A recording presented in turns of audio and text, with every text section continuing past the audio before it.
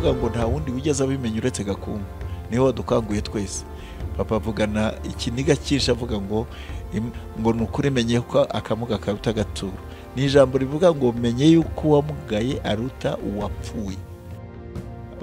Barahamagara bati inyoni zamaze imyaka, nunama n'igihunga cyinshi sanga hari igiti gisongoye kiri hasi y'ibindi, nuko igiti nunamye n'imbaraga gihita kishita mu jisho, kirinjira.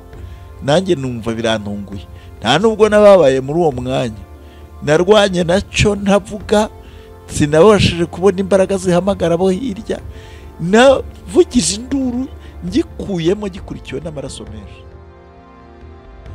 Kandi yambwiye ngo inzoka irahari n'inzo nyinshi, ndamubyanga ndamuhakanya ko nzi ko atareba, ariko yambwiye ngo irahari ntaho ijya, nayitegetse mu izina rya Yesu. Ati urumva rero ko Yesu ari muri Gakumba. Nkiginga ababyitegereza barabibona, iyo ndimo no mu rusengero mfite kwigisha amarira abashoka, kugeza aho Imana numva impaye ijambo rimwe rikaba ari ryo ribasije y'ibyo ngiye kwigisha. Turasuhuje inshuti zacu za Gusenga everyday. Turabasuhuje inshuti zacu ziri muri Amerika, abari muri Aziya, abari muri Australia, abari muri Afurika, abari mu Rwanda. Imana ni mujye mugisha cyane, mukomeje kudukurikirana ku biganiro byacu bitandukanye tugenda tubashikiriza. Abantu batarakanda subscribe, tubasabye mukande subscribe, mukore comment, mukore share.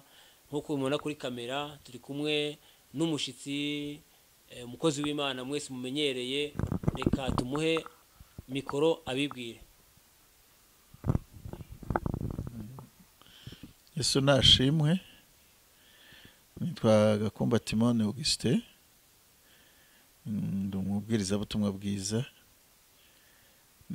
Kugira ngo uyu mwanya tujye mu kiganiro tukomeze twibukiranye ubuhamya n'ijambo ry'Imana.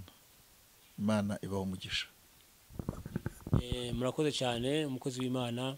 Abantu muduteze amatwi Gusenga everyday, nkuko mubibona turi n'umukozi w'Imana mumenyereye, Yavutse Atareba, ntiyigeze ajya mu ishuri, ariko Imana ikora ibintu n'ibitangaza.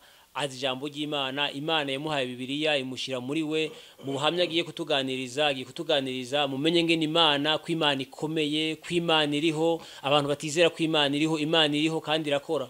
Ntabwo yakoze mu gihe cya kera, n'uno munsi Bibiliya avuga ngo uko yareje n'uno munsi ni kwiri, ntabwo ihinduka. Rero reka tudatinze, reka duhereze umukozi w'Imana. Tuguhaye kazi. Yego.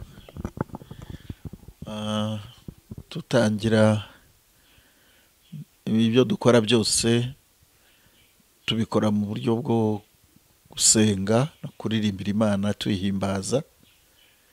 Ndagira ngo uyu mwanya tugiye kwinjiramo wo kumenyesha abantu uburyo Imana yatumenye. Ntabwo ari twe twayimenye, ahubwo niyo yatumenye. Bibiliya iravuga ngo turayikunda kuko yabanje kudukunda. Niyo mpamvu rero tugiye kubanza dusengera igikorwa tugiye kwinjiramo, hanyuma nitumara gusenga ndabaririmbira indirimbo imfasha ibitero bikeya kugira ngo mbone nkomeze ubuhamya. Mana turagushimiye cyane, tugushimiye urukundo kwawe, tugushimiye neza yawe, tugushimiye ko waturinze, wabanye natwe, warakoze n'ubiherwe icyubahiro. Dusengere umwanya ngo uyu mwanya ubane natwe muri kiganiro tugiye gukora, ubane natwe kandi ushikire umukozi wawe, udushikire twese, ushikire n'umukameramani. Mana tuguhaye kazi n'akaye muri kiganiro, kandi ubuhamya buzafashe benshi, buzagere kuri ku bantu bari kure, buzahindura abantu abari bacitse intege, bongere kugira Imana icizere. Tugushime Mana ko byumvise mu izina rya Yesu, amen. Indirimbo ya 34 mu ndirimbo z'agakiza. Nyoborwa mu nzira yose n'ukuboko k'Umukiza, iyo mbonye ineza agira ntabwo mba gishidikanya, ndetse ngira umunezero n'amahoro asendereye angirira ubuntu bwinshi butagira uko bungana, angirira ubuntu bwinshi butagira uko bungana, nyoborwa mu nzira yose niringiye umwami Yesu, ansindira n'ibishuko, anyongera mu imbaraga, mu gihe nishwe n'inyota, naniriwe mu rugendo, rwa rutare rwasadutse ruradudubiza amazi, rwa rutare rwasadutse ruradudubiza amazi, nyoborwa mu nzira yose kubw'urukundo rwe rwinshi, no mu ijuru imbere ya se nzanezerwa bihebuje, Yesu ku birenge byawe niyo mfukamye nkuramya, kuko wanyoboye neza muri iyi si ngituyemo, kuko wanyoboye neza muri iyi si ngituyemo. Imana ishimwe. Indirimbo nkunda kandi indirimbo yo gushima Imana, yanyoboye mu rugendo rw'umusaraba, yanyoboye mu rugendo rw'agakiza, kandi ndabishimira cyane. Ndagira ngo mbere yo gutangira n'ubuhamya, kuko uyu ni umwanya nshaka kubwira abantu ko Imana ituzi cyane, nta n'umwe yirengagiza, nta n'umwe yibagirwa, nta n'umwe ishidikanyaho. Umuntu wese imuzi mu izina rye, imuzi aho atuye, imuzi neza, ntawe yitiranya n'undi. Reka dusome ijambo ry'Imana yanditswe mu buhanuzi bwa Yeremiya, igice cya mbere, turasoma duhereye ku murongo wa 4.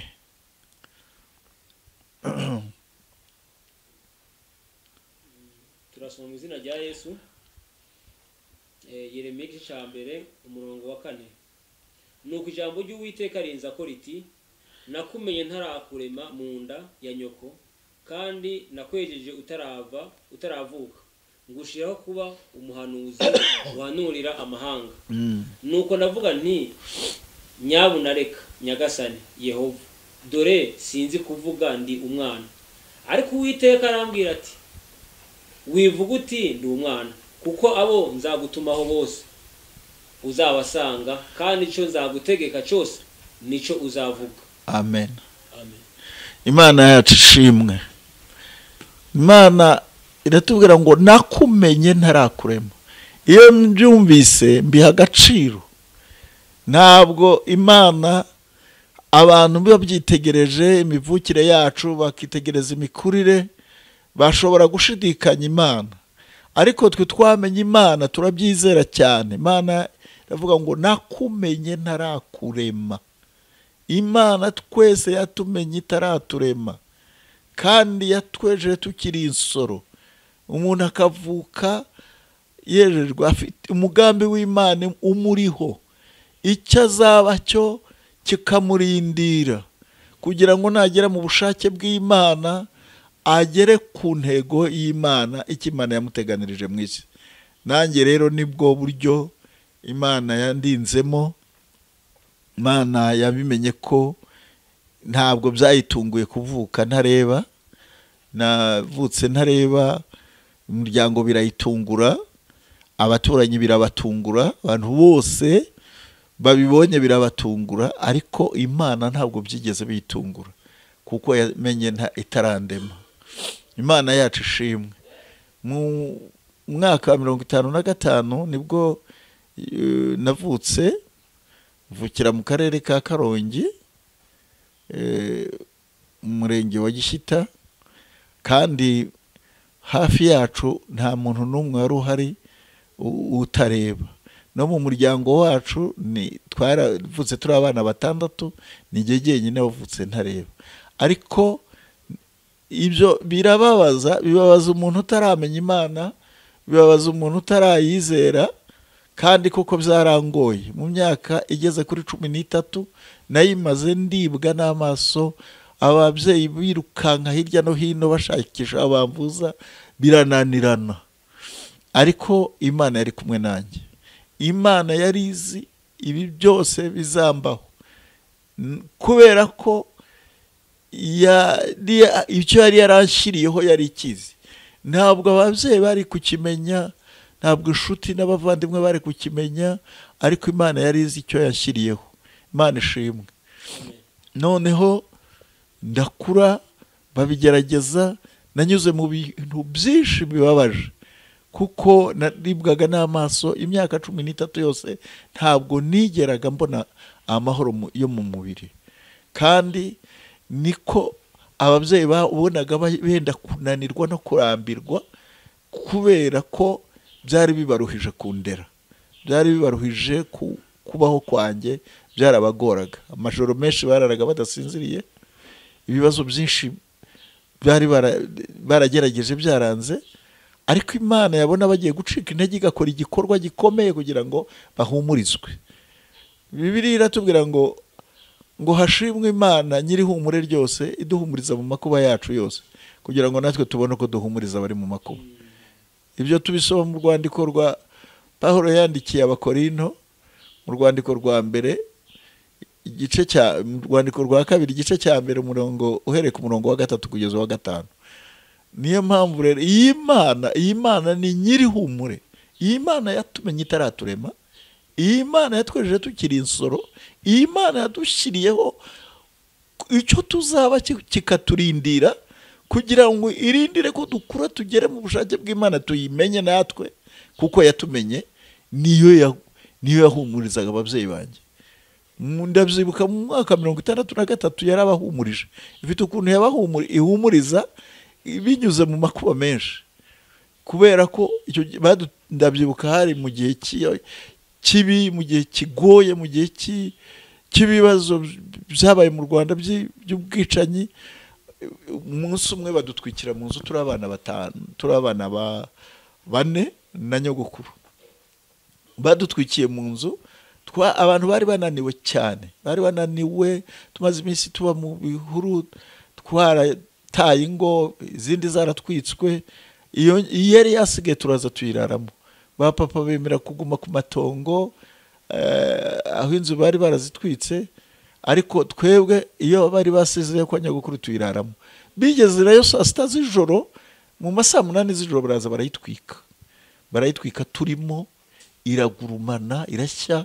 Bigeze hagati, abari Imana ikangura, kandi nta no kunkangura kundi, kuko amakuba yanjye sinashyiraga ibitotsi byinshi kubera uburibwe bw'amaso.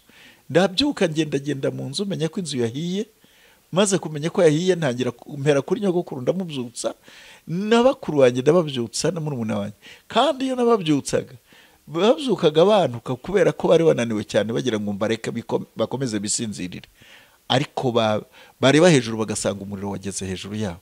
Turasohoka twese, tugeze hanze, inzira acika. Muri iryo joro nibwo muri ibyo bibazo byinshi, mu bigaragara nk'ibikomeye, nibwo Imana ihumuriza. Imana rero nibwo yakoze icyo gikorwa. Turihisha kuko twavugije induru dusohoka, ariko tuza kwibwira mu mitima tuti, none waba yatwitse inzu, yaba ari hafi. Turagenda twihisha mu rutoki, abantu barahurura, baratubura. Ariko tumaze kumvamo papa, twumvise papa ko ari muri abo bahuruye kuza gutabara, tubona kwishura mu rutoki. Bari babuze menshi, babuze bati bahiriyemo, dore nta utamba, nubwo batatse ariko babuze aho banyura basi. Ariko bagiye babona twese turahari. Papa arishima, ariko avugana ikiniga, arabaza ati ese ninde wabakanguye? Twabonye umwotsi saa 8, ninde wabakanguye? Nyogokuru aravuga ngo nta wundi wigeze abimenya uretse Gakumba, niwe wadukanguye twese. Papa avugana ikiniga cyinshi, avuga ngo aravuga ngo Imana yavuze ijambo ry'ikinyarwanda bakunda gukoresha, aravuga ngo ni ukuri menye ko akamuga karuta agaturo. Ni ijambo rivuga ngo menye yuko uwamugaye aruta uwapfuye. Imana ishimwe. Ubwo nibwo buryo Imana ihumuriza. Abantu bamaze kugera kure, abantu bibaza ko hari ibintu bidashoboka, ariko Imana ikabereka ko hari ibishoboka. Ko ibitafite umumaro Imana ibikoresha umumaro, ibitariho Imana ibihindura ibiriho. Kandi ni nako yabivuze mu rwandiko rw'Abakorino. Pawulo yandikira Abakorino mu rwandiko rwa mbere igice cya mbere umurongo wa 26 hari aho yavuze guhamagarwa kw'abantu. Arabivuga neza. Iri jambo reka turisome kugira ngo tubyumve neza. Mu rwandiko rwa mbere Pawulo yandikiye Abakorino igice cya mbere umurongo wa 26 kugeza 30 ubona ko Imana ibuza abantu, ishaka ko abantu bicisha bugufi n'ibirate, akaba ariyo birata. Reka tuhasome. Muzirikane guhamagawe kwanyu bene data, yuko ab'ubwenge bw'abantu bahamagawe atari benshi, n'abakomeye bahamagawe atari benshi, n'imfura zahamagawe atari nyinshi. Ahubwo Imana yatoranije abaswa bo mu isi ngo ikoze isoni abanyabwenge, kandi yatoranije ibinyantege nke byo mu isi ngo ikoze isoni ibikomeye, kandi n'ibyoroheje byo mu isi n'ibihinyugwa n'ibitariho Imana yarabitoranije ngo ihindure ubusa ibiriho, kugira ngo hatagira umuntu wirata imbere y'Imana. Niyo ibaha kuba muri Kristo Yesu yaduhindukiriye ubwenge buva ku Mana, no gukiranuka no kwezwa no gucungurwa, kugira ngo bibe nk'uko byanditswe ngo uwirata yirate Uwiteka. Amen. Imana ishimwe. Amen. Niko guhamagara kw'Imana, niko gutoranya kw'Imana. Imana itumenya twese, Imana ituzi twese, izi umuntu wese itamwitiranya n'undi. Ariko iyo bigeze mu gihe cyo guhumuriza, ni nayo iduhumuriza. Yahumurije umuryango wanjye, bituma papa amenya ko nanjye mfite nagira umumaro. Byari bigeze aho bananirwa, ariko byabashubijemo imbaraga. Bumvise icyo gikorwa gikomeye, babonye ukuntu turokotse umuriro, papa asubizwamo imbaraga. Bamaze iminsi babitekereza, bakabona koko nta kimana ikorera guhomba. Imana ishimwe. Kandi nayo urumva Pawulo yerekanye neza guhamagara kw'Imana, ngo muzirikane guhamagarwa.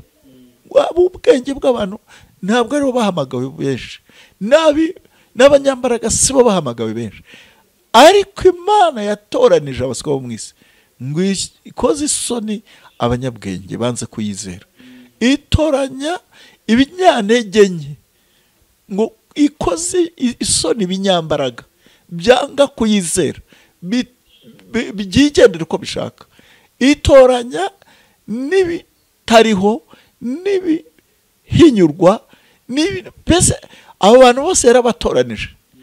Ibyoroheje, ibitariho, ibihinyurwa irabitoranya kugira ngo ihindure ubusa ibiriho. Ibyo rero ni ugutoranya kw'Imana. Kandi guhamagara kw'Imana no gutoranya kw'Imana ntikuvuguruzwa. Ntawe ushobora kubivuguruza, nta n'umwe. Niko ijambo ry'Imana ritubwira. Guhamagara kwayo, gutoranya kwayo ntikuvuguruzwa. Hanyuma icyatumye ikora ibimeze bityo ni iki? Kugira ngo Yesu Kristo umwana wayo aduhindukire ubwenge. Niwe abamwizera bose abahindukira ubwenge buva ku Mana, bwa bundi bumanuka buva mu ijuru bukaba mu mitima yacu. Nibwo butuyobora iyo tumaze kwizera, nibwo butuyobora iyo tumaze kumwiringira. Imana ishimwe. Kandi nibwo butuma ducishwa bugufi, Imana yacu igashyirwa hejuru, kubera ko aravuga ngo niyo duhindukiye ubwenge buva ku Mana, kugira ngo bigaragare mu gutoranywa kwacu, mu kwezwa kwacu, mu guhamagarwa kwacu, twe kwishyira hejuru, ahubwo twicishe bugufi, kugira ngo hatagira umuntu wirata, hatagira umuntu wirata ko hari ibyo ibiyiteye kumuhamagara, hatagira umuntu wirata ko ari ubwenge buyiteye kumuhamagara, ari imbaraga biyiteye kumuhamagara, ari icyubahiro, ari ubutunzi, ari umuryango munini. Reka da, ntabwo ari ibyo. Ngo uwirata wese yirate Uwiteka, yirate kwaza Imana. Imana ishimwe. Ndakomeza. Imana yaramfashije ubwo buzima nabwo. Ntabwo Imana ijambo ry'Imana ratubwira ngo nubwo ntabwo ijya yemera ko abantu bayo bakomeza kubabara iteka, ijya ibihindura, irabihindura rwose. Mu maganya ya Yeremiya yarabyerekanye ko idakunda ko abantu bakomeza kubabara iteka. Irabyemera ngo abantu bakomeze bababare, banyura ahantu hakomeye, kandi ntabwo ibahanye biri kumwe nabo, ariko ntabwo yemera ko abantu bababara iteka. Iryo jambo turaza kurisoma. Niyo mpamvu imyaka 13 yashize, mu mwaka wa 68, Imana amaso yari yarabaye manini cyane, nta n'umwe wari gushobora kuyabaga. Bari baragerageje birabananira kubera ubutunzi butari bubakundiye kububona, ibintu byarabashizeho, ariko Imana irabyikorera. Muri 68 mu kwezi kwa 4, aya maso ko yari manini, nsa n'uba mukato n'abana barampunze, ndashobora gusura imiryango, ariko mba mu rugo gusa nahava, ariko Imana yari izi uko bizagenda. Uwo mwaka nibwo mu gitondo kimwe cy'ukwezi, muri uko kwezi kwa 4, banyohereje kujya kurinda imyaka. Barambwira bati batugabanya imirimo twese, baravuga bati nawe ujye kurinda ibishyimbo, uhagaraye hari ufata ibintu ngo ujugunye mu rutoki, ugurutse inyoni.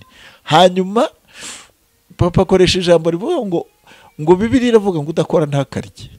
Ndagenda nanjye njya kurinda inyoni, abandi bajya gusoroma ikawa, abandi bajya kubagara ibishyimbo, nanjye njya kurinda. Nkajya mfata ibinonko nkajugunya mu rutoki nkagurutsa, ariko bigejeje nko mu masaa 4 nunamye, abantu bari hirya bahamagaye bati inyoni, barampamagara, dore ko nta n'izina nagiraga, bavuga ngo ni Ruhuma. Barahamagara bati inyoni zamaze imyaka, nunama n'igihunga cyinshi, sanga hari igiti gisongoye kiri hasi y'ibindi, nuko igiti nunamye n'imbaraga gihita kishita mu jisho, kirinjira.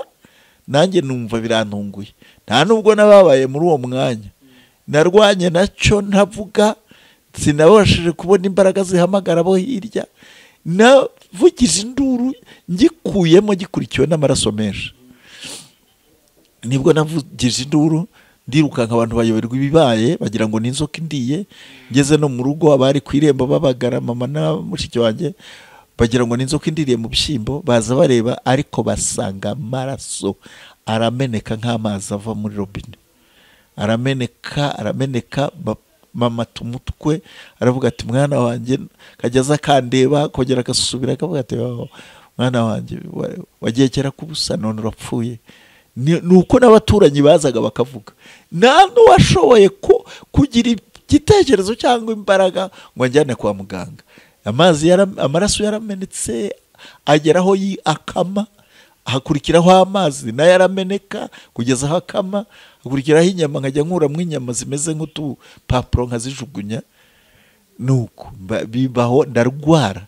Ni wo mubabaro nzi nagize ukomeye cyane, ndababara, ariko mara ibyumweru 2 ntarasinzira n'umunota n'umwe mu ijoro cyangwa ku manywa, ndibwa gusa, mvuza induru, nta kwihangana, urumva n'abandi ntibasinziraga. Nuko ariko Imana, aho niho nakuye umuhigo w'isengesho rikomeye, nkajya mbwira Imana, Mana ishobora byose, nunkiza ubu buribwe, ukankiza uyu mubabaro, nzagukorera, kandi uzanjyana aho ushaka nzajyayo. Niryo sengesho narahinduye, niryo navugaga gusa kurangiza ibyo byumweru 2.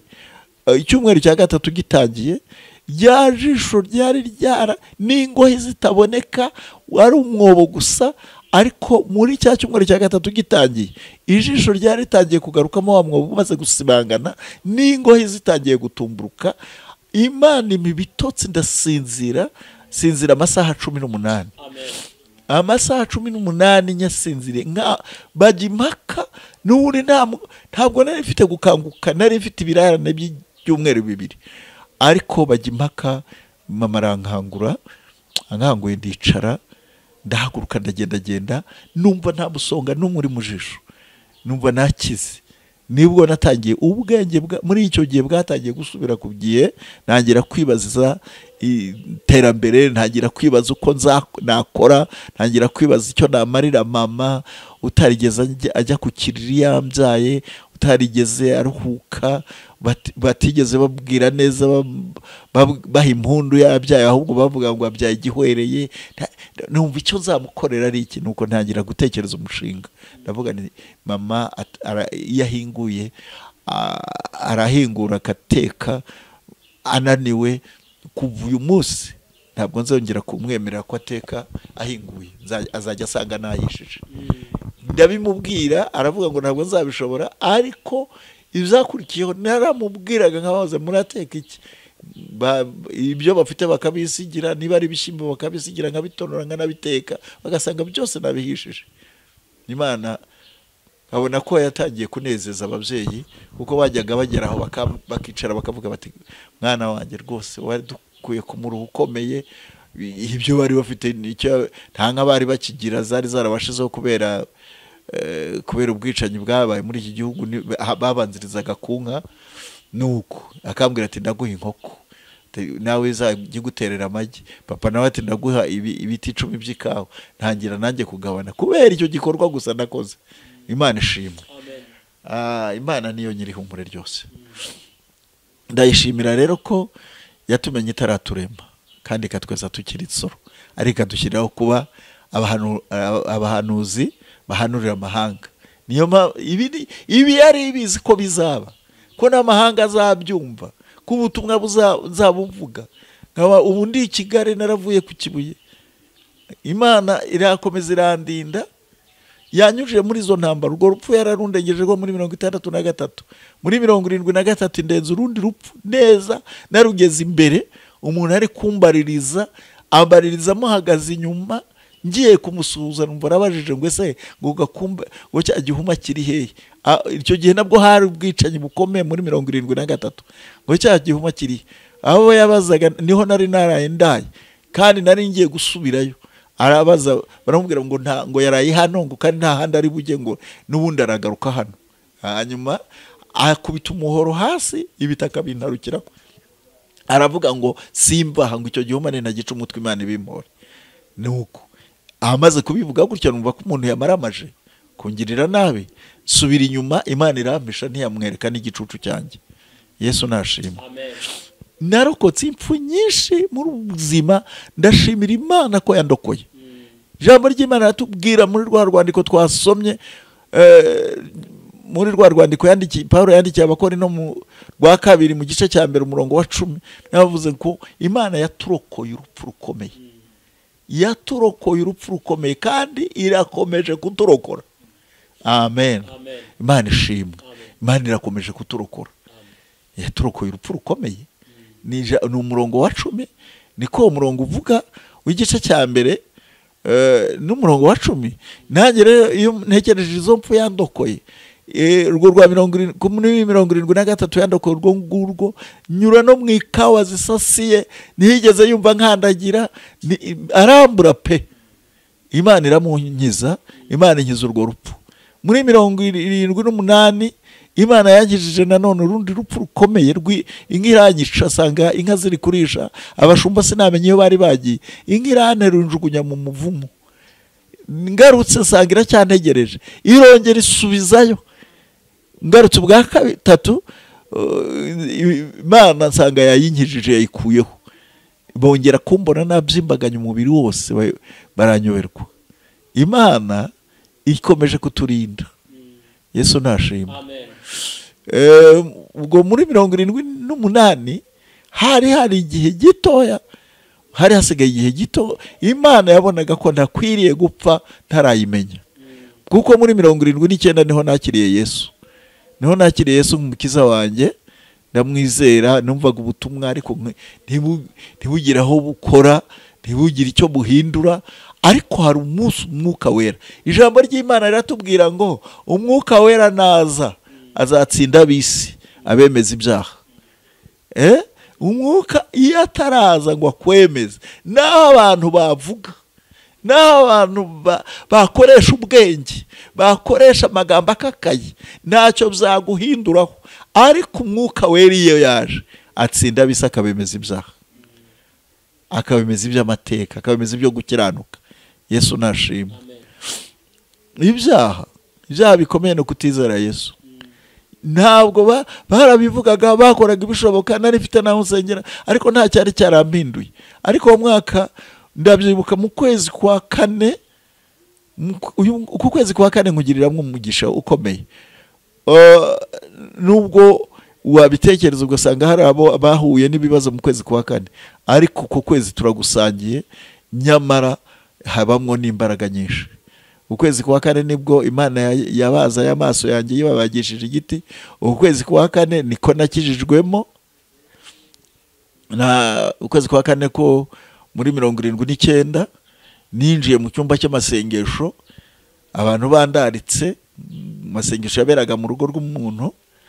Hanyuma ndagenda babwiriza, nanga kwinjira imbere, nicara hanze numvira ubutumwa hanze, ariko rwose baranginga ngo ninjiremo ndanga. Bakora ibishoboza mbwiririze hanze. Ndangije ndataha, ndavuga ngo nzagaruka kuwa kabiri utaha. Icyo gihe hari kuwa kabiri, ku cyumweru waho kabiri utaragera, ku cyumweru ndi mu nzira ntwaye igicupa cy'inzoga ngiye gusengera.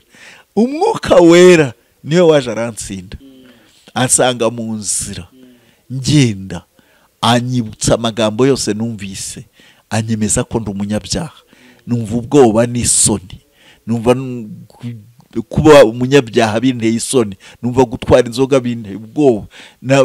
Nakumva abantu bavuze nubwo n'abarokore bagiye kumbona ntwaye n'inzoga. Numva ibyaha byanjye byazamutse birasa n'ibiri. Numva mbese umwuka wera yantsinze. Ndataha, sijya wabonye ngera mu rugo, nagera guhamya, mbwira mama nti uguhera none ntuzongere kuntuma inzoga. Arambwira ati nintaye gutuma ntabwo nzongera nanjye kuyiguha, ntuhere kuri iyi ngiyi uyinyime. Kuva kuri iyo ngiyo nasubiye mu cyumba kuwa kabiri, inzoga naramaze kuyanga. Subira mu cyumba, nijyana mu cyumba, ndababwira ngo nicare imbere. Ndagenda nicara imbere, babwiriza amagambo y'Imana meza. Hanyuma bahamagaye abihana, twese twihana turi urubyiruko rwinshi, turapfukama twese, baradusengera.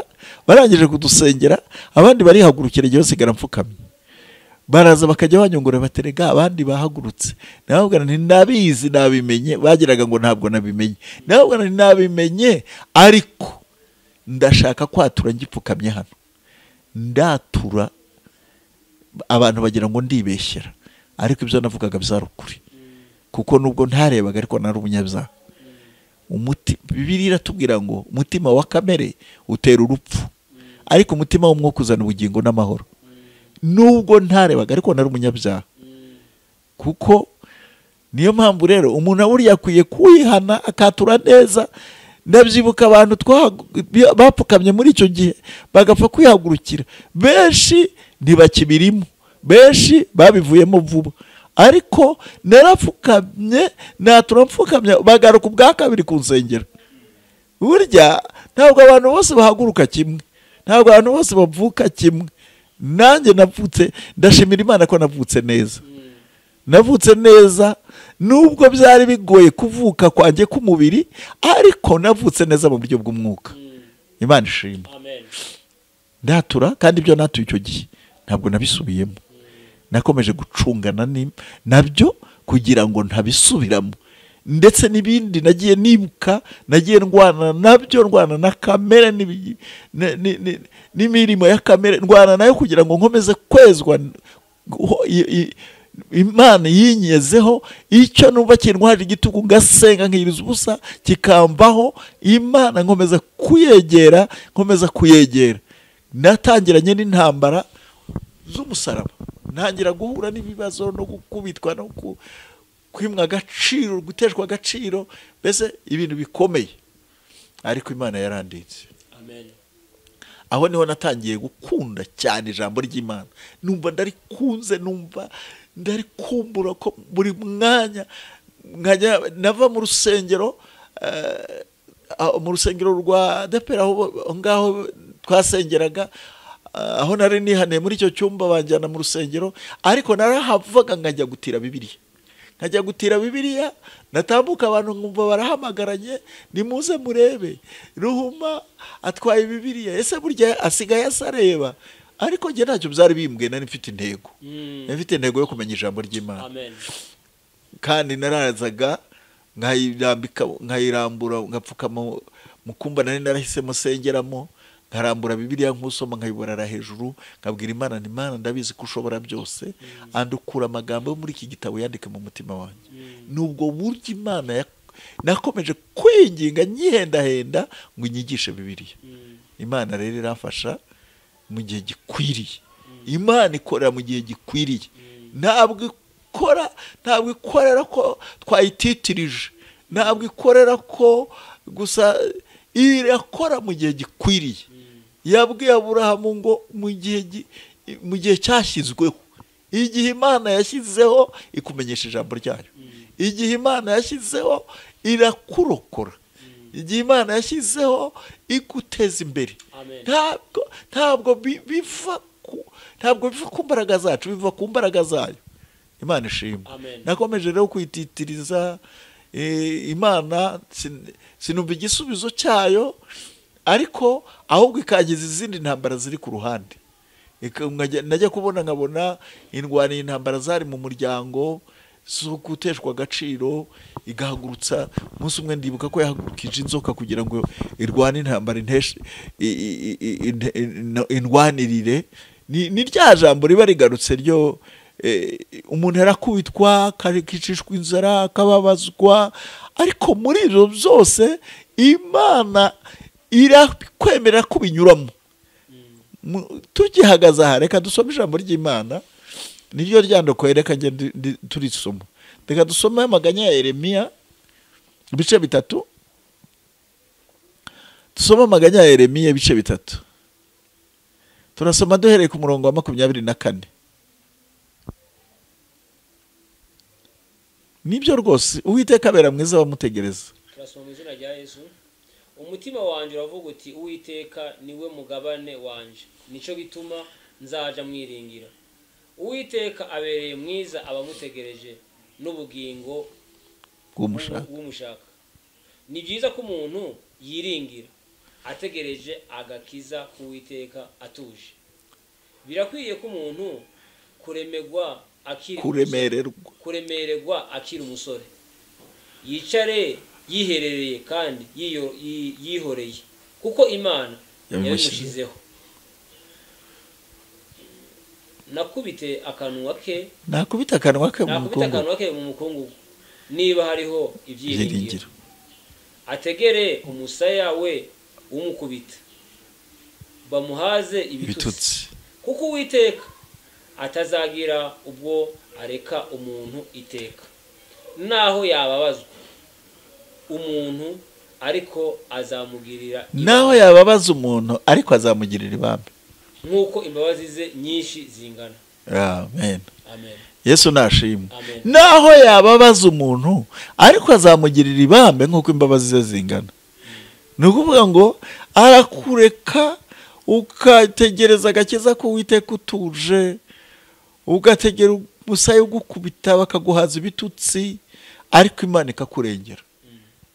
Icyo nicyo yakoze umunsi umwe, ijoro rimwe irandengera, ikoresheje inzoka yo mu gihuru. Kuko nibuka ko naje nabanzaga kuzenguruka karitsiye, nkabwiriza abantu ijambo ry'Imana,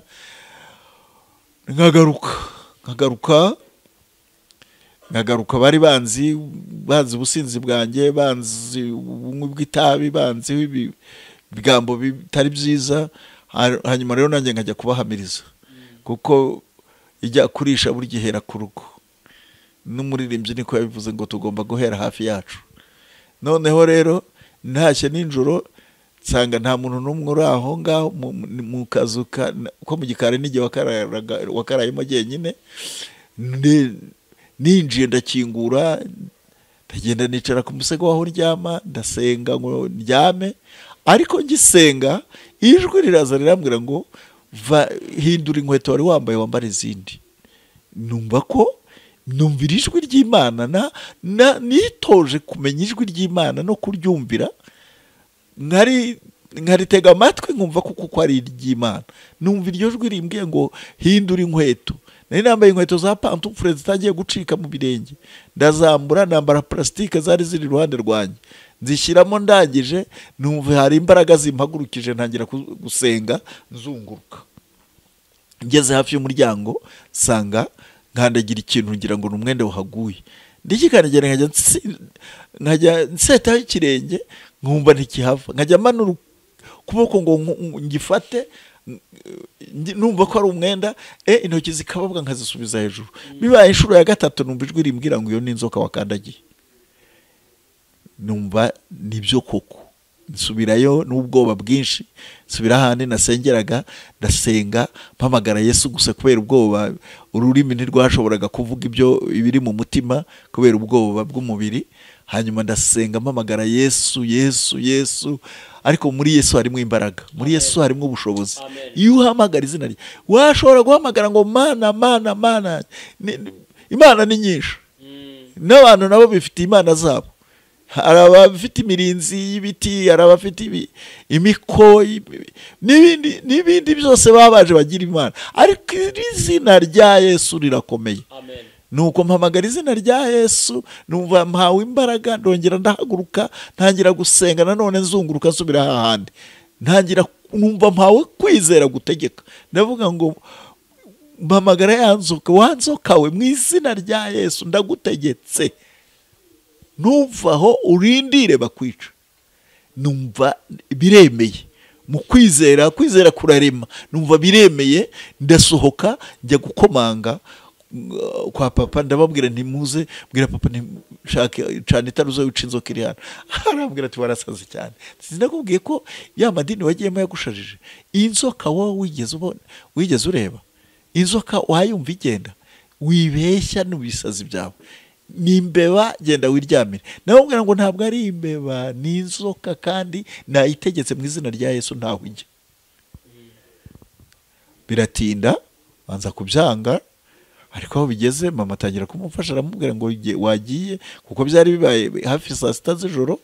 Arabyukana inkoni n'uburakari, urumva umuntu byose mu bitotsi. Arabyuka arambwira ngo ngwino unyereka aho iri, ngo ariko ntayibona, iyi nkoni iragucikiraho.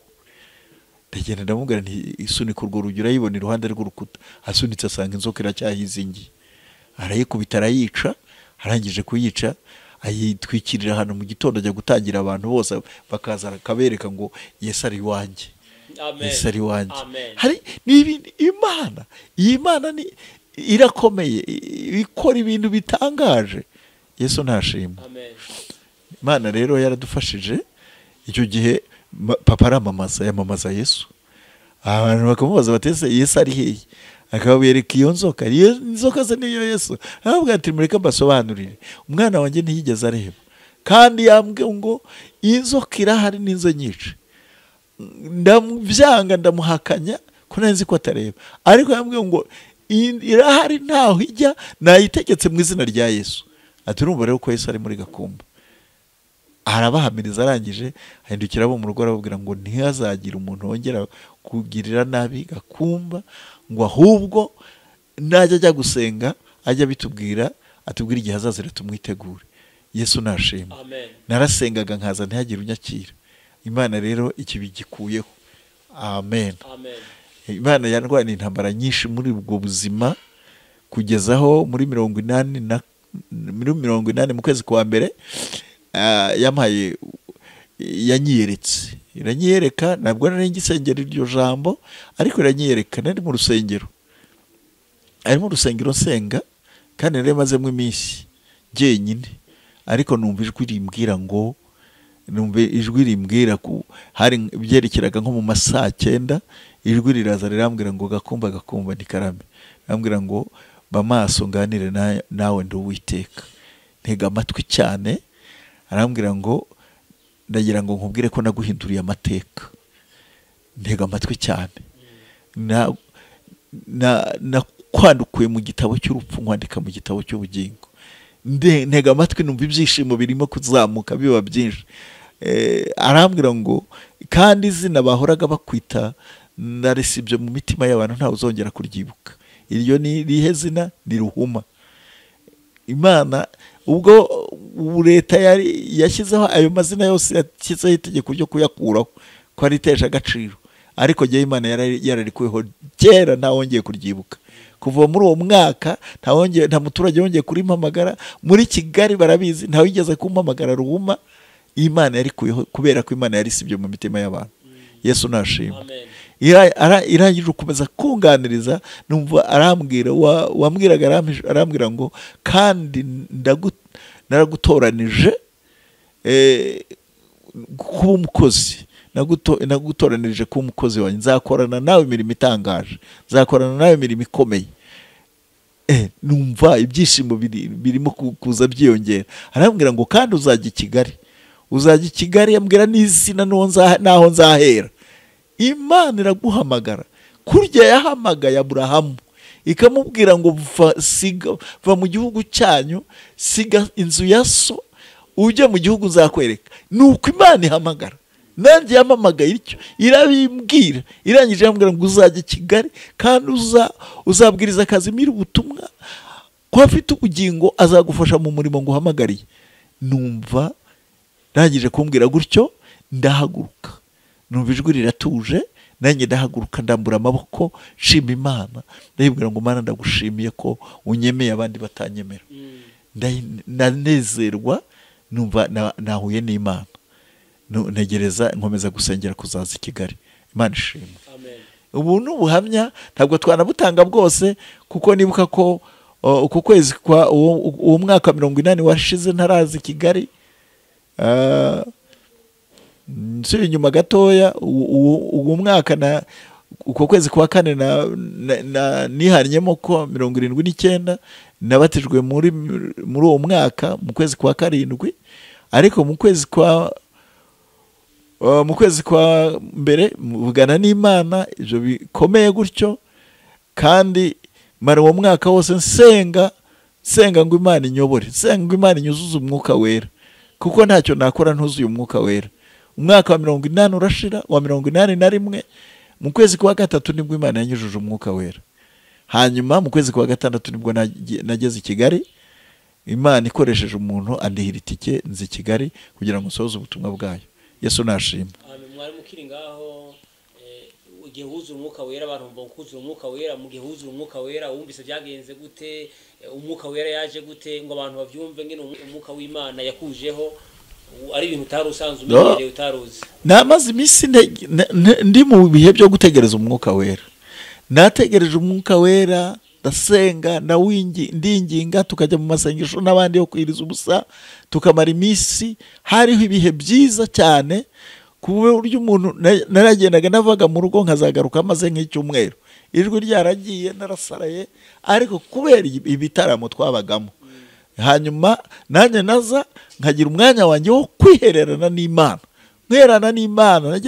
narasengaga, ariko nanezezwaga cyane no kuba jyenyine, no kuba mu bihe byanjye jyenyine. Navaga muri bya bihe dufatanije tubana muri groupe, ngafatanya n'abandi benshi mu bitaramo binini byabaga mu majoro, ariko nkagira n'umwanya wanjye wo gusenga jyenyine. Nari mfite aho nsengera, kenshi nkajya no mu rusengero kamaramo iminsi nk'itatu ndi jyenyine. Mwuka wera rero narasabye kandi ndinginga, ngira n'igihe cyo kwirinda, cyo kwiyeza. Najya no kuryama nkumva ntacyo nshaka kurarana mu mutima. Nabaga mu bintu byo gucuruza amakawa, nabaga ndimo ntegereza ibintu, abandimo amadene, nabaga ndimo ntegereza byinshi, umuntu babicicikana mu mutima. Ariko iyo nageraga kuryama, iyo nababwirizaga ubutumwa mu rugo nkumva batangiye kuhindukira ntibabyumvise, narazaga nkaza nkajya kwanjye jyenyine, ngatuza, ngashaka gutuza, nta ibintu bicecetse mu mutima, nta bintu ushaka ko bikomeza gusakuriza mu mutima. Iby'amafaranga, iby'amadene biceceke, numvaga nshaka.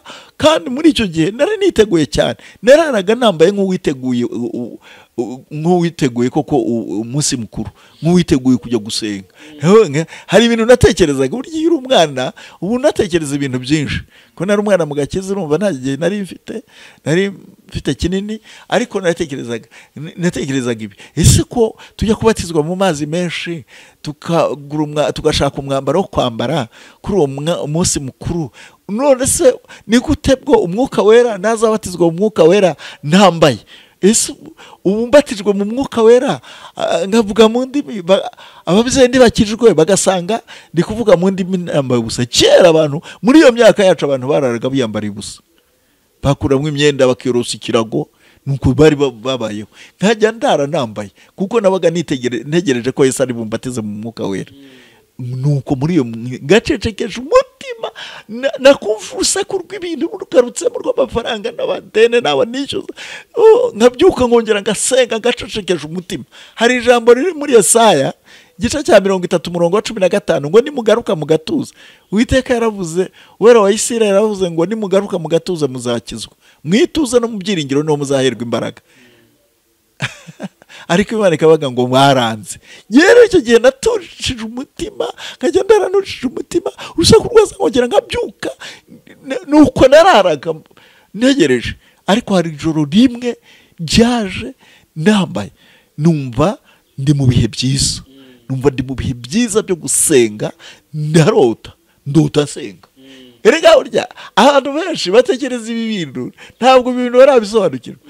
Ntabwo rimwe dushaka ko ibintu biba ku mugaragaro gusa ngo abantu bamenye ko twabate, ariko ntabwo Imana ibatiza umubiri, ibatiza umwuka, ibatiza umuntu w'imbere. Niwe ukwiye kubatizwa, kuko Imana niho idusanga ikatwigisha. Uyu muntu w'imbere niwe ishaka, ni nawe iterurika ikajya kumwereka, kumuhishurira. Umuntu w'inyuma asigaye aryamye ari umurambo. Umuntu ukabona yavuye hano Kigali yagiye Cyangugu, yavuye Kigali yagiye muri Amerika, yagiye kureba ibyawo, ntabwo ari umubiri ujyayo, ni umwuka ujyayo, ni umuntu w'imbere utembera. Niyo mpamvu naratangaye cyane muri iryo joro, natangiye ibihe byiza, ndota ndimo senga, ndasenga kugeza aho amasengesho numva akamye, mbona umuntu aje neza ndeba, amfitiye impuhwe, azaseka, ankunze cyane. Mbona umuntu wera umeze neza araza asenga, amfitiye impuhwe, anyegera. Yari afite ikibazo, nabona hari ibintu bita amabesani yera y'umweru manini, arakizana, cyari kiriho amazi, yarakizanye aranyuhagira, arangije andambikaho ibiganza, ndambitsweho ibiganza, numva ndataruwe, ntangira kuvuga mu zindi ndimi, ndavuga mu zindi ndimi, numva nakangutse ahantu narindi hahindutse amazi gusa. Kuva uwo munsi ntangira kuvuga mu ndimi, nabatijwe mu mwuka wera, ndi mu buriri aho ndyamye, naho nabatirijwe mu mwuka wera, nsinziriye. Kwa kuri buriya abantu benshi ntabwo bazi uyu mugambi. Abantu baba basaba kumubatiza mu mwuka wera. Uzi ko hari abantu babatirijwe mu mwuka wera bagahora babishidikanya, kubera ko bashaka ko ibintu bibera ku mugaragaro abandi bose bareba. Ariko iyo usomye ni muri Yobu, Yobu 33:14, Imana ivuga rimwe ndetse kabiri nubwo umuntu atabyitaho. Imana ivuga rimwe ndetse ikavuga kabiri nubwo abantu batagira gute, batabyitaho. Mu nzozi mwiyerekwa rya nijoro, mu nzozi no mwiyerekwa rya nijoro, igihe abantu bashyizweyo, basinziriye ku mariri yabo, niho yumvisha amatwi y'abantu, igashyira ikimenyetso ku byo ibigisha, kugira ngo igaburuze umuntu mu migambi ye, ngo imareho umuntu ubwibone bwo mu mutima. Niho buhishwe mu mutima. Imana naho ikorera iraza ikabatiza, ishobora kuza abantu benshi bashobora kujya muri ibyo bihe byiza byo gusenga nijoro, ikaza ikakubatiza mu mwuka wera, ukavuga mu ndimi, ariko baza bavuga bati ninde wabatijwe mu mwuka wera, wowe ukavuga ngo ntabwo nigeze mbatizwa, kubera ko itabikoreye mu rusengero abantu bose bareba. Ariko Imana ntabwo ari umubiri ibatiza umuntu w'imbere, niwe ufite umumaro, niwe ukora, niwe ukorana nayo, niyo yumvisha amatwi. Ntuzigira ngo ni aya matwi y'umubiri, aya matwi tureba inyuma, hari andi matwi, hari n'andi maso ari imbere mu muntu w'imbere. Umuntu w'imbere akuvamo agatembera isi yose, agatembera akajya kwishurirwa ibindi. Imana rero nuko ikora, iravuga rimwe ikavuga n'ubwa kabiri, ahubwo abantu bakarangara ntibite kubyivuga. Imana nitufasha. Amen. Ukiri ngaho umukozi w'Imana, utubwiye yuko wuzuye umwuka wera, wari uryamye ari umwuka wera, yaje ugatanga kuvuga mu ndimi. Ese umunsi wa mbere mwateranye n'abana bene data muri mu masengesho byagenze gute? Se abantu barabyizeye, byagenze gute se? Byahereye aho ngaho, twaterana mu masengesho, twagira ibihe byiza, n'ubundi Imana ikanyuzuza umwuka wera, nkavuga mu ndimi. Abantu ntabwo bamenye. Umunsi umwe nabwo twarateranye, twuzura umwuka wera, mvuga mu ndimi nshya, dukomeza gusenga Imana. Imana yagiye ikomeza no kumpa izindi mpano, kuko burya Imana itanga impano bikurikije n'aho ugeze, bikurikije n'igihe urimo, bikurikije n'imyizerere y'ahantu uri. Buri Imana niko ikora. Buri ahantu hagoye kwizera itanga imbaraga nyinshi. Niyo mpamvu rero abantu bagiye kubona babona nuzuye umwuka wera, babona ndi kuvuga mu zindi ndimi. Ntabwo uwo munsi aribwo nari nuzuye umwuka wera, nawuzuriye hahandi Imana yanyujuje ndi jyenyine, kuko narabibonye ndanabibahamiriza, n'abantu bahamiriza uko Imana yampaye umwuka wera. Kandi koko n'abandiraga basanze koko naruzuye umwuka wera. Yesu nashimwe. Hari abandiraga mu buryo bw'umwuka.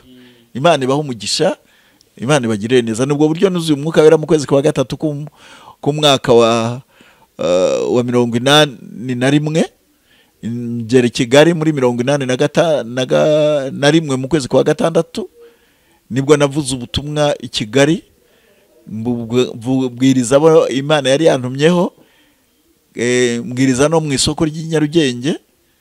Ntabwo nahatinze, naragarutse mu mpera z'uko kwezi mu mpera z'ukwa karindwi, mu ntangiriro z'ukwa karindwi njya ku ijwi kubwiriza y'ubutumwa, nubwo ntari mfite indimi nyinshi nzi, ariko Imana yarambashishije, kuko ntabwo ushobora kujyana n'Imana ngo ibure gukorana nawe. Yesu nashimwe. Namaze ibyumweru 2 ku ijwi mvuga ubutumwa, mbwiriza ubutumwa, kandi aho bita Cyayeneri. Ndambuka ndambuka ku Iwawa, hari hagituwe n'abantu, nkomeza no mu bizimba byo aho bita mu bikono bya Bugarura, mu Rugamba, nkomeza Gisenyi mu mujyi. Imana izi ngendo Paulo yavugaga yagenze, burya natwe twarazigenze. Buriya Imana ntabwo ishaka ko tuvuga ibya Paulo gusa, ahubwo ishaka ko tubyigiraho, natwe tukagira ubuhamya, natwe tukagira amateka. Ntabwo twazajya dutanga ubuhamya bw'abandi gusa, ahubwo Imana ishaka ko nawe ugira ubuhamya bwawe. Imana ishimwe. Niyo izi ngendo narazigenze bizirantangaza. Niyo mpamvu mubwira ngo Imana ishobora gutanga impano bikurikije naho ugeze. Ndibuka aho twanyuze, nari ndi kumwe n'umukongomani mu bintu, inzira zo kwijwi zibamwe ibihuru byinshi. Hari aho twamanutse tugiye gushaka ubwato ku Kivu, tunyura ahantu numva umuntu ataka arwaye umusongo ukomeye, arataka, ariko imbaraga z'Imana ziduhata kujyayo. Ntitwatinya, ahubwo ziduhata kujyayo. Dutambikishwa no kumva uwo muntu niha cyane. Tugezeyo dusanga n'umwana mukuru, ababyeyi baricaye baramukikiye, ari kuniha cyane, babuze icyo bakora. Turagenda turabaganiriza, turangije turamusengera, mwambika ibiganza turamusengera, tuganiriza ababyeyi byo kwizera. Turangije n'uyu munsi amakuru namenye nuko umwana yahise akira, umusonga areguka, aba muzima. Imana ntabwo rimwe abantu bagira ngo impano ni izabo. Impano ni iz'Imana. izi igukoresha aho ugeze bitewe n'aho ugeze, bitewe n'icyo ugeze n'imyizerere iri aho hantu, kugira ngo abantu bize. Imana ibishaka kumenyekana aho hantu, ntabwo ari wowe umenyekana ngo impano ugire ngo niwe waziguze. Impano ni iz'Imana. Yesu nashimwe. Amen. Nagarukira aha. Yego twenda ku musozo, watubwira ngene Imana yagushizemo ijambo ryayo, ngene byagenze gute ngo umenye ibyanditswe muri Bibiliya, kuko abantu badutiza amatwi bagomba bamenye yuko utigeze ureba, utigeze uja mu ishuri, wabwira ngene Imana yagushize mu mutima ijambo ryayo.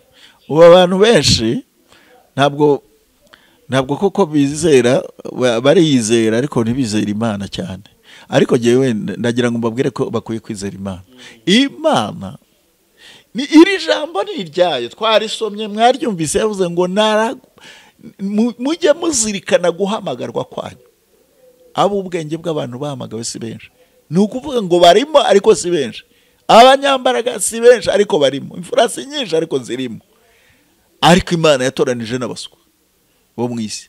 Sinigeze ndeba, sinigeze niga, sinigeze nsoma ibindi, ariko Imana muri icyo gihe ko nahisemo kuyisaba ubwenge buva mu ijuru, ngahitamo kuyisaba ijambo ryayo, nkajya ndira Bibiliya. Muri iyo minsi hari iminsi yageze Imana iranyiyereka muri uryo jambo ikoresheje.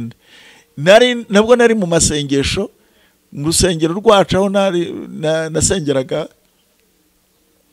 aho navukaga.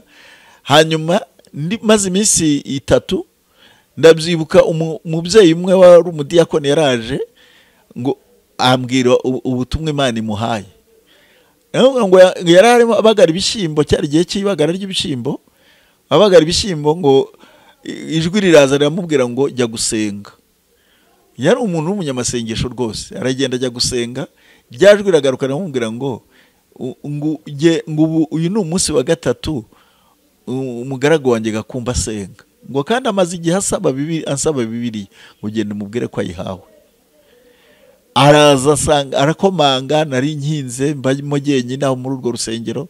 Arakomanga, ndamukingurira, araza ndamusengera, turaganira. Arambwira ati kinzanye ntabwo ndi butinde, nzanywe no kukubwira ubutumwa Imana yampaye. Ntega amatwi. Arambwira ati nabagaraga ibishyimbo. Hanyuma ijwi rirahansanga rirambwira ngo nijye gusenga. Ngiye gusenga, ijwi riragaruka rirambwira ngo uyu ni umunsi wa 3. Ntabwo nari nzi kuri musenga, ngo uyu ni umunsi wa 3 Gakumba asenga, umugaragu wanjye Gakumba asenga, ngo kandi amaze igihe kinini asaba Bibiliya, ngo none genda umubwire ngo Bibiliya urayihawe. Ati nubwo butumwa nkuzaniye.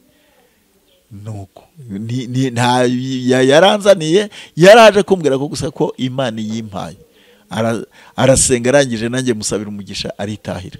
Kuva uwo munsi ntangira gusenga Imana, kandi Imana yatangiye gukingura umutima wanjye, ikajya ishyiramo amagambo. Icyo akora amagambo yayo ntaba akamenyero.